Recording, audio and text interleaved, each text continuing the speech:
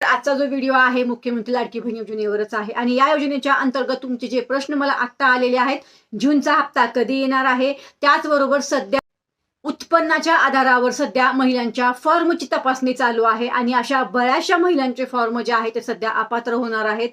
आता बऱ्याच महिलांनी मला असा प्रश्न विचारलेला आहे की ताई, आमचं राशन कार्ड पिवळं आहे, केशरी आहे किंवा आम्ही उत्पन्नाचा दाखला दिलेला आहे, मग आमचे हे फॉर्म रद्द होणार आहेत का? तर त्या संदर्भामध्ये मी खाली व्हिडिओची लिंक दिलेली आहे. तो व्हिडिओ शेवटपर्यंत पहा.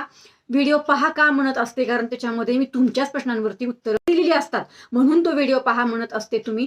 आणि हे सर्व काही असं आहे, आता ज्याही महिलांचं उत्पन्न 2.5 लाखाच्या वरती असेल त्या सर्व महिलांचे फॉर्म अपात्र होणार आहेत.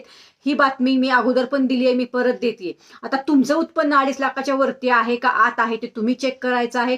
त्या पद्धतीनेच तुम्हाला तुमच्या प्रश्नाचं उत्तर सुद्धा मिळणार आहे. त्यामुळे खाली लिंक दिली आहे, तो व्हिडिओ शेवटपर्यंत पहा. निश्चित सबस्क्राईब करा, शेअर करा आणि